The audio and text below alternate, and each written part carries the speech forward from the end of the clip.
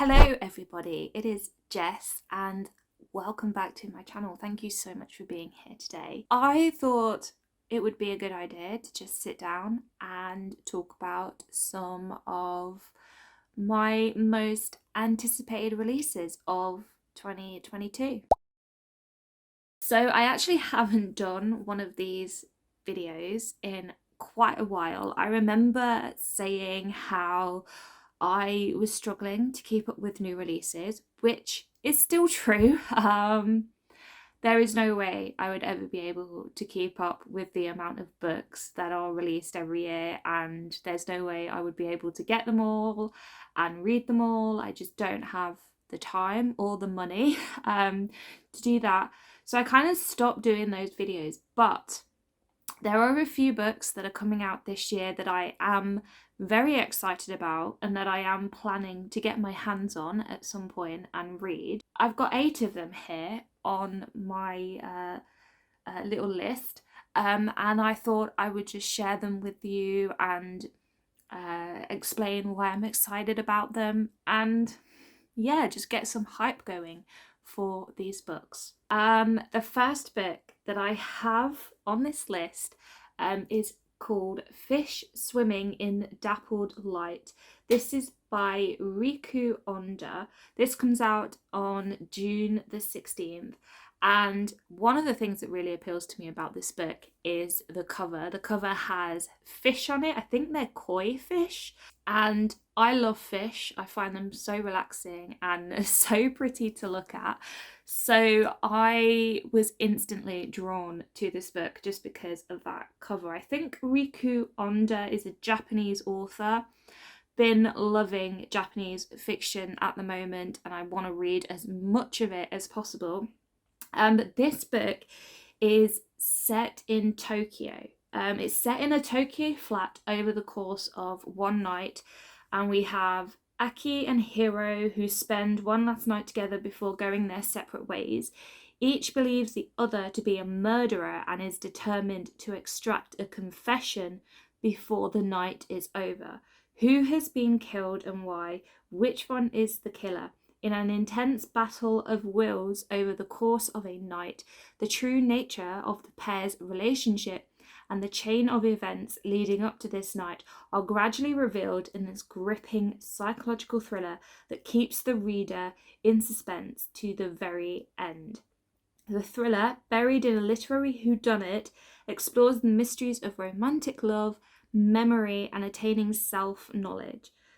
Like the best Japanese crime writing, it is an unflinching foray into the darker recesses of the soul, quietly suspenseful and elegantly constructed. This one just sounds right up my street, and I love that idea of two people being thrust into a room together and one of them or both of them maybe aren't who they say they are. There's just something about that idea that really appeals to me, and I want to read more of that. But yeah, this one just sounds so exciting, and I want to read more Japanese thrillers.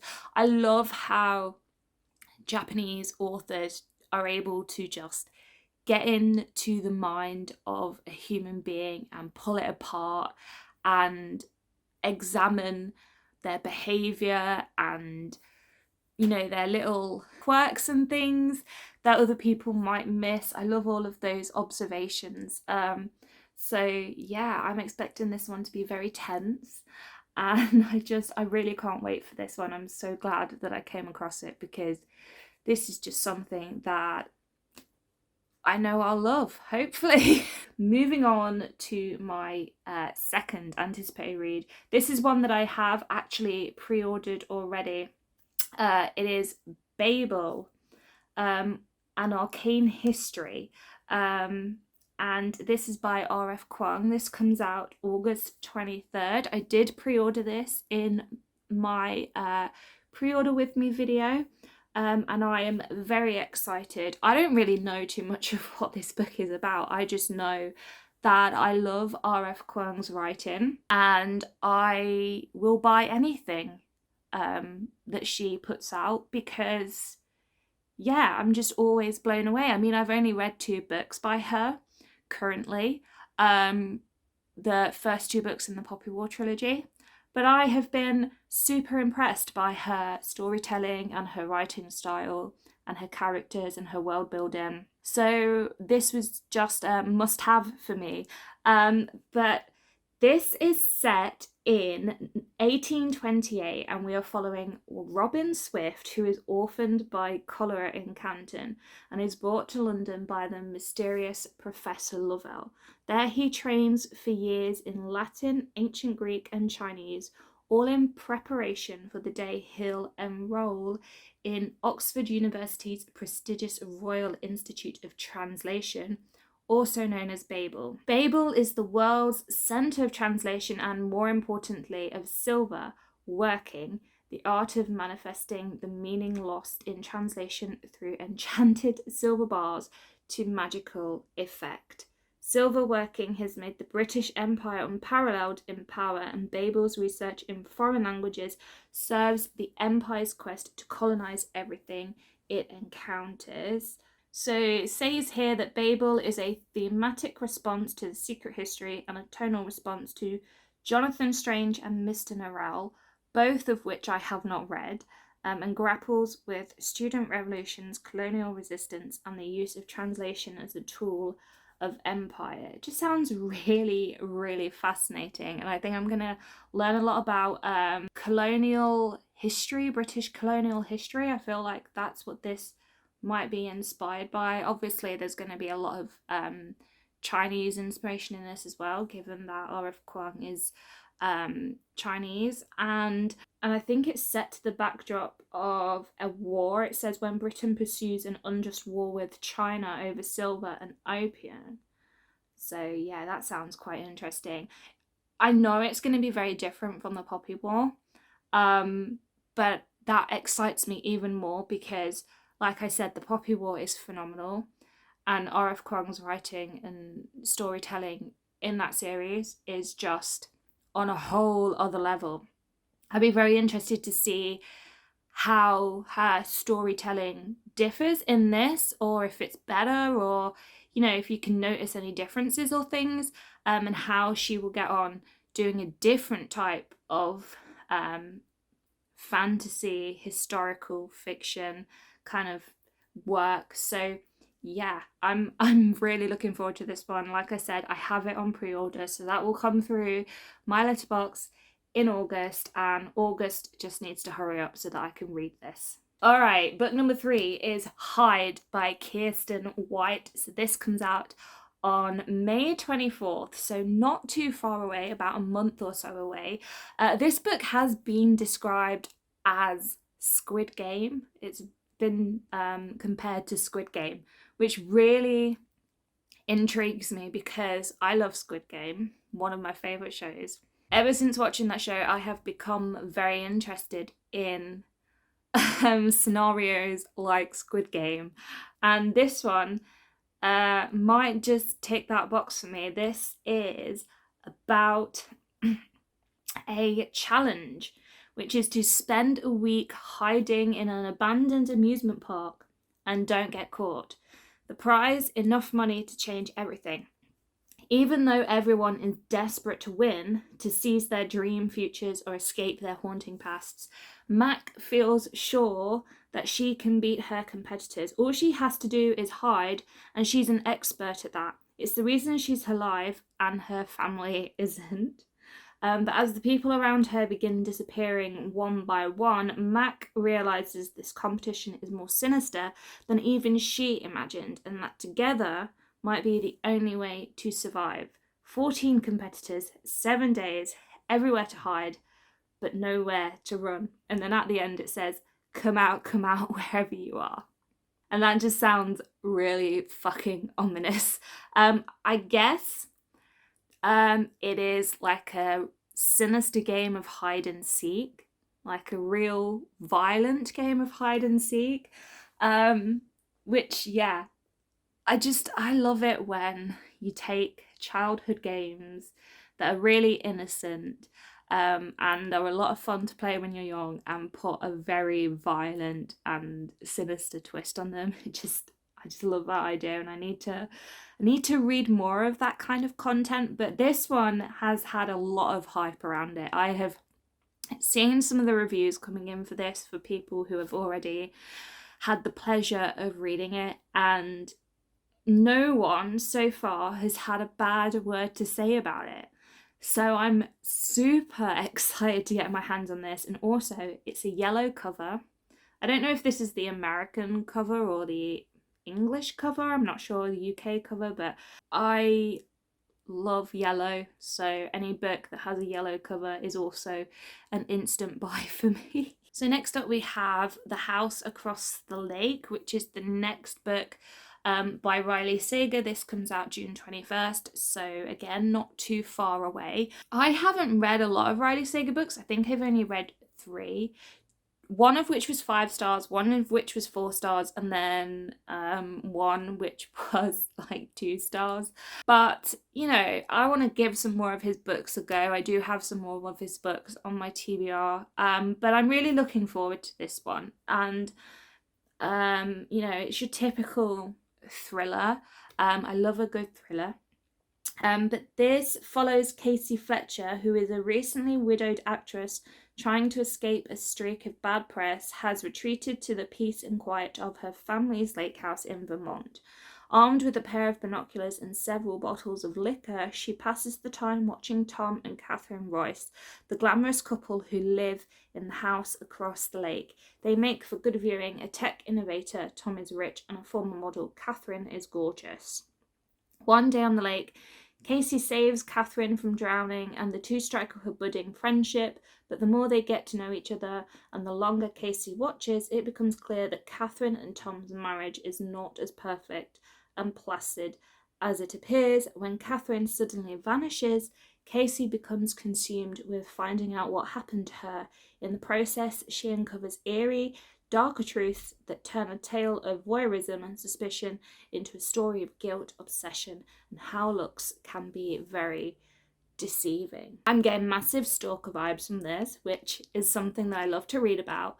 Kind of reminding me of The Girl on the Train by Paula Hawkins, and that scenario where she's watching this couple from the train every day as she goes past, and, you know, she becomes obsessed with this woman and her partner, kind of reminding me of that. I don't really know what to expect from this one because, as I said, I've had a 2-star read by Riley Sager and a 5-star read by Riley Sager, so it could fall anywhere on the scale. But, you know, I want to give it a try, and the concept, you know, sounds pretty cool. Like I said, I love reading stalkery kind of things. I love the cover as well. I'm really liking this style of thriller covers at the minute, where you've got the dark background and a bright colour and then bright neon text in this kind of like handwritten scrawl. That just really does something for me at the moment. I'm loving this trend. But yeah, I'm looking forward to this one. So hopefully I can get my hands on it when it comes out and let you know what my thoughts are on it.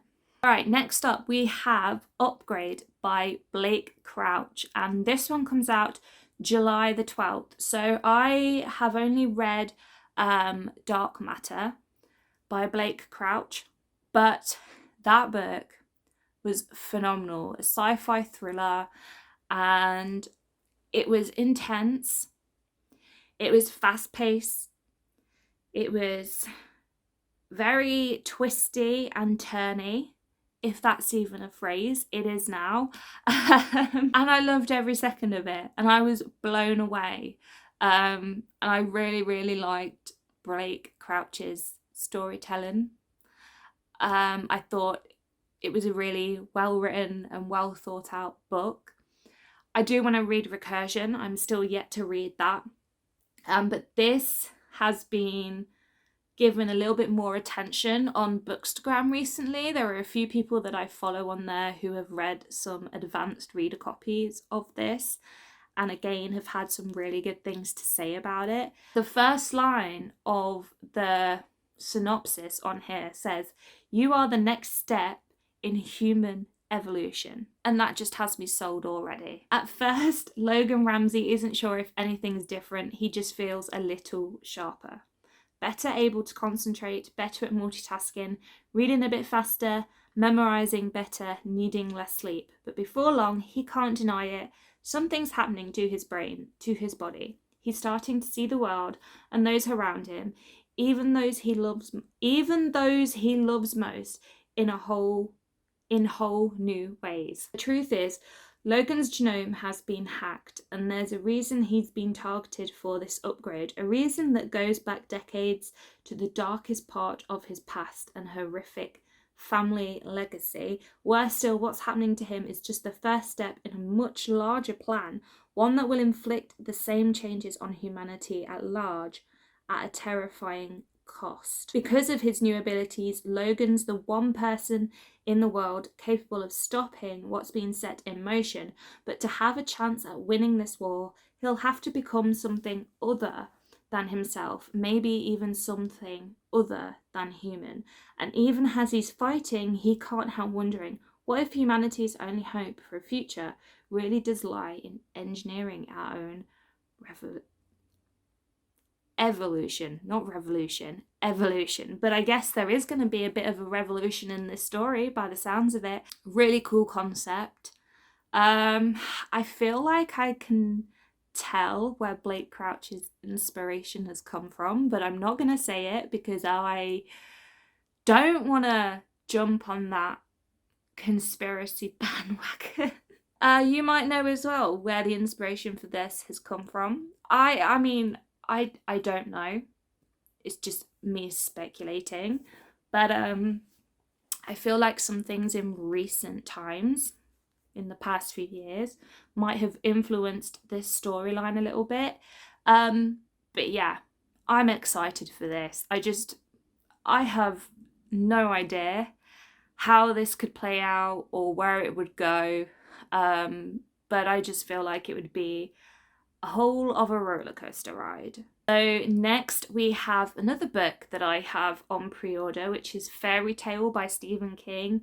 This comes out September the 6th. I have never had a Stephen King book on my anticipated reads list, so I'm very excited to have one on the list now that I've been getting into Stephen King a bit more. This one just sounds magical and just cozy, you know. It sounds like it would be a really nice cozy read to get stuck into in the winter months, which I know will roll around really quickly because they always do. But this is about a boy called Charlie Reed, and he looks like a regular high school kid, great at baseball and football, a decent student, but he carries a heavy load.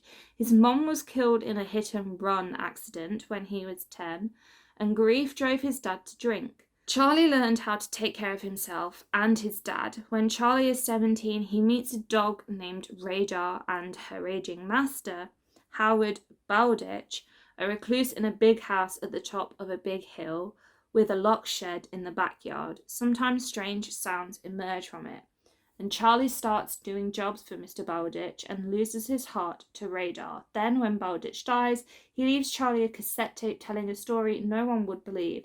What Bowditch knows and has kept secret all his long life is that inside the shed is a portal to another world. I love things to do with parallel worlds and portals that transport you to other planets and other parts of time and space. I'm getting massive Lion Witch in the Wardrobe vibes from this, you know, instead of it being a wardrobe, it's a shed. Also Alice in Wonderland vibes, that kind of thing. But yeah, as this book is aptly called, Fairy Tale, that's exactly what it sounds like. But it is Stephen King, so I am expecting some sinister twists. Maybe not, I don't know. I haven't read everything by Stephen King, so I don't know if every book he has ever written has sinister twists and the horror element to it. I honestly don't know. I've read a thriller by him which had some kind of horror-esque vibes to it. I've read a sci-fi by him which again had some horror-esque vibes in it, and I've read 2 horror books by him. So yeah, I don't know what to 100% expect with this because it is Stephen King, and I don't know what to expect with Stephen King because he is always, full of surprises. But I am expecting something a little bit twisted and sinister in it. But either way, I'm really looking forward to this, and it needs to come through my post as soon as possible so that I can get stuck into it. Alright, so the penultimate book on this list is My Government Means to Kill Me. This is by Rashid Newson. This comes out August 23rd. This one I was first drawn to because of the cover. The cover is just absolutely gorgeous. Who can deny that? Just look at it. It's beautiful. This is described as a fierce and riveting queer coming of age story following the personal and political awakening of a young gay black man in 1980s New York from the television drama writer and producer of The Chi, Narcos and Bel Air. So, this guy's got a big rapport, and I'm very intrigued by this book. Born into a wealthy black Indianapolis, I can't say that word. Indianapolis family, Earl Trey Singleton III leaves his overbearing parents and their expectations behind by running away to New York City with only a few dollars in his pocket. In the city, Trey meets up with a cast of characters that change his life forever, from civil rights leader Bayard Rustin, who he meets in Harlem bathhouse, to his landlord Fred Trump, who he clashes with and outfoxes. He volunteers at a renegade home hospice for AIDS patients, and after being put to the test by gay rights activist Larry Kramer and civil rights leader Dorothy Cotton, becomes a founding member of the AIDS Coalition to unleash power. Act up. Along the way, Trey attempts to navigate past traumas and searches for ways to maintain familial relationships, all while seeking the meaning of life in the midst of so much death.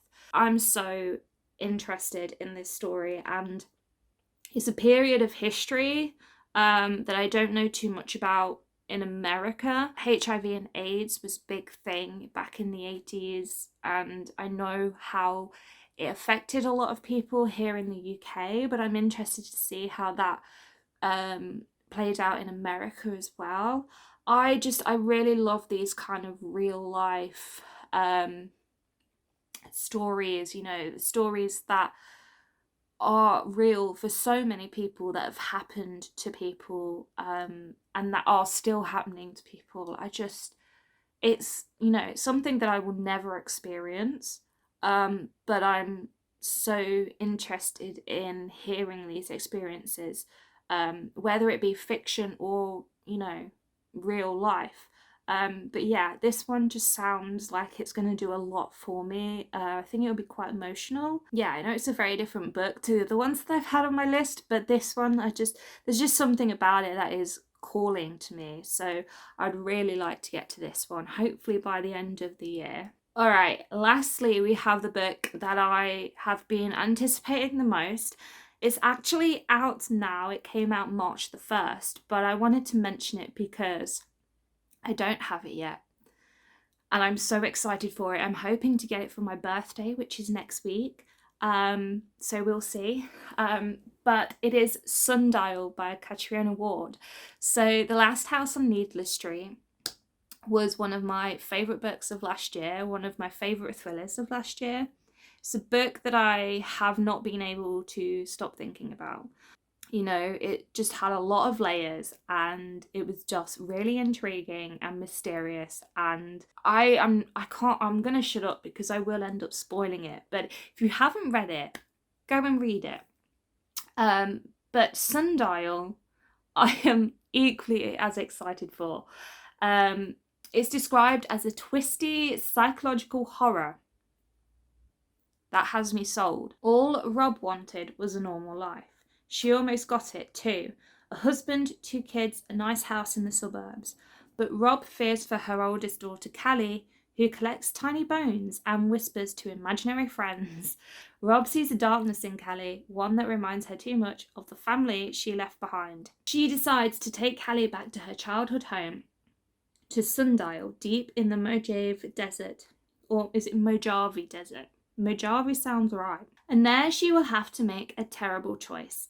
Callie is worried about her mother. Rob has begun to look at her strangely and speaks of past secrets, and Callie fears that only one of them will leave Sundial alive.